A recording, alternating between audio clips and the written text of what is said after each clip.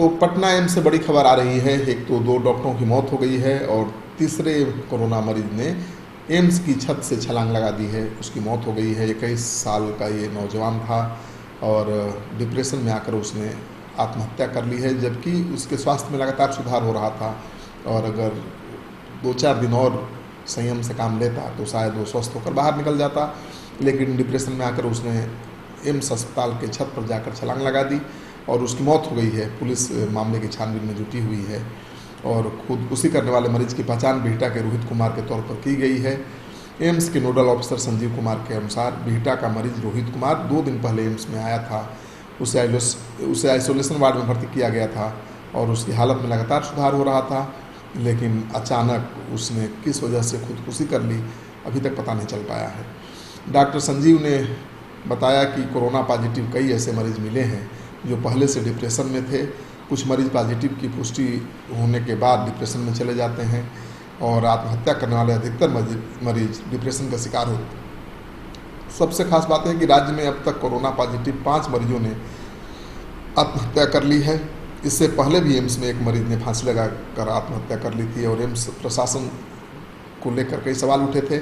बिहार में कोरोना बिल्कुल कहर बनकर टूट रहा है और हर दिन 1000 से ज़्यादा नए केसेस सामने आ रहे हैं और शुक्रवार को एक बार फिर से 1820 नए मामले सामने आए हैं और इसके साथ ही राज्य में कोरोना संक्रमित मरीजों की संख्या बढ़कर 33,511 हो गई है।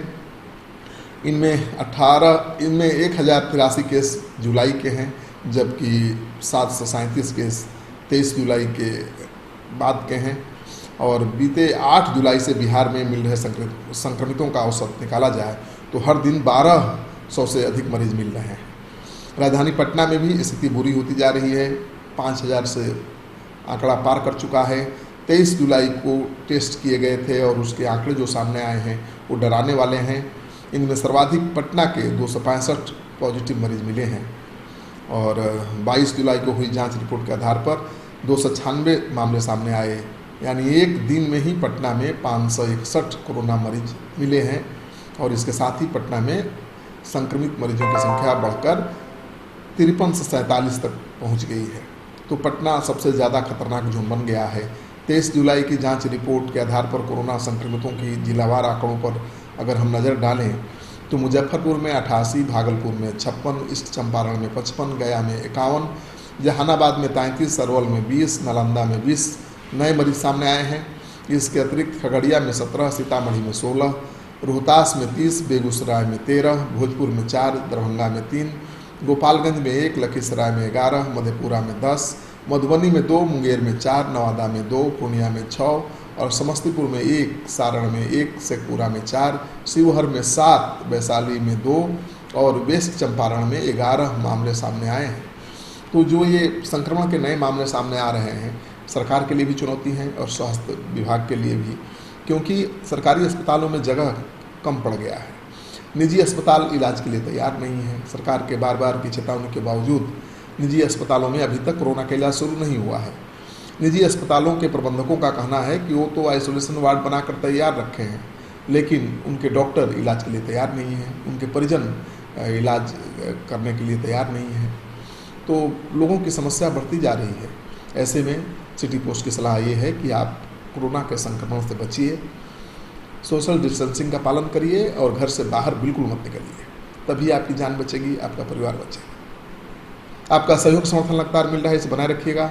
अगर आपने अब तक हमारा चैनल सब्सक्राइब नहीं किया तो जरूर कर लीजिए। आपका सहयोग समर्थन सिटी पोस्ट की टीम के लिए बहुत मायने रखता है।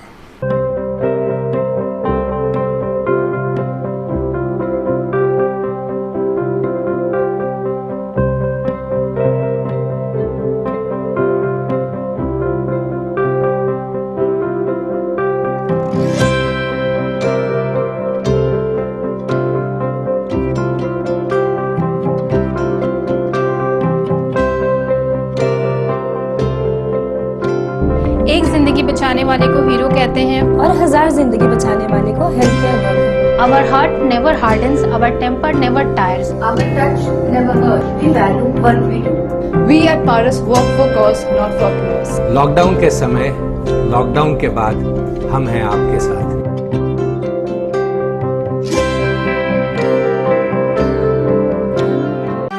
हैं।